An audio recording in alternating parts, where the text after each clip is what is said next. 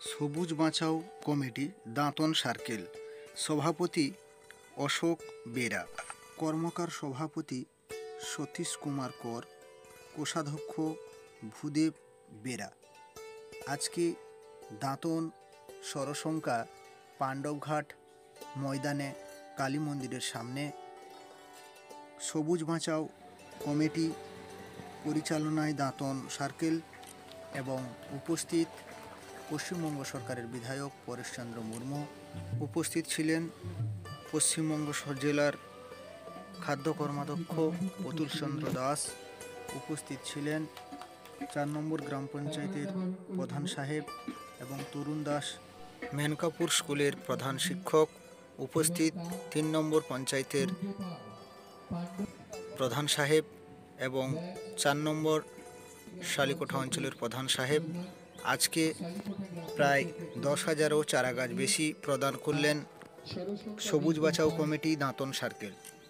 আজকে এই সভায় অনেকেই উপস্থিত ছিলেন অখিল বন্ধু মহাপাত্র, আরও অন্যান্য ব্যক্তিবর্গবৃন্দ। সবাই মিলে জাতীয় পতাকা তুলে আজকের সেই সবুজ বাঁচাও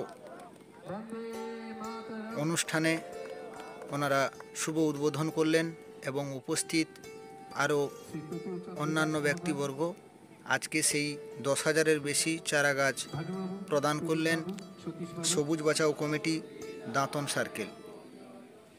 প্রথমে সবাইকে বরণ, চন্দনের ফোঁটা দিয়ে ব্যাচ এবং উদ্বোধনী সঙ্গীতের মাধ্যমে সকল অতিথিকে বরণ করলেন সবুজ বাঁচাও কমিটি দাঁতন সার্কেল।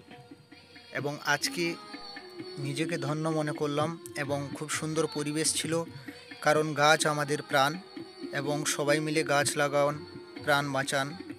এবং সেই সুন্দর অনুষ্ঠানটি আজকে অনুষ্ঠিত হলো সরসংখ্যা পাণ্ডবঘাট কালী মায়ের মন্দিরের সামনে সবুজ বাঁচাও কমিটি দাঁতন সার্কেল। এবং উপস্থিত চলছে প্রদীপ প্রজ্বলন এবং প্রদীপ প্রজ্বলনের পর একে অপরের হাত ধরে প্রদীপ প্রজ্বলন চলছে। সেই পর্ব আপনারা দেখছেন দাঁতনের প্রাকৃতিক দৃশ্যের ফেসবুক পরিবারের পক্ষ থেকে। সকল সবুজ বাঁচাও কমিটি দাঁতন সার্কেলের সমস্ত কার্যকর্তা থেকে শুরু করে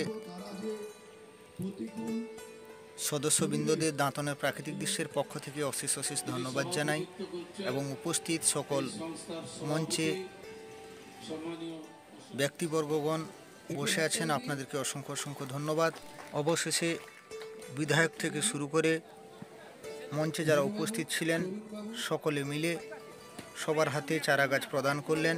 আজকে প্রায় 10,000-এর বেশি চারা গাছ প্রদান করল সবুজ বাঁচাও কমিটি দাঁতন সার্কেলের পরিচালনায়।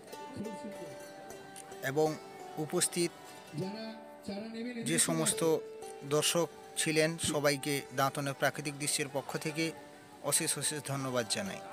অবশেষে মঞ্চে যারা উপস্থিত ছিলেন সকলে মিলে একে অপরের হাতে চারা গাছ তুলে দিলেন আমাদের তরুণ দাস দাদাভাই। এবং অবশেষে পশ্চিমবঙ্গ সরকারের বিধায়ক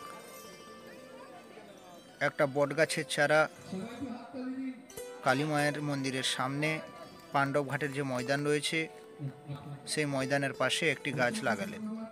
তো সবাই আজকে এই অনুষ্ঠানে একত্রিত হয়ে এই সুন্দর অনুষ্ঠানটিকে দাঁতনের প্রাকৃতিক দৃশ্যের পক্ষ থেকে সাধুবাদ জানাই।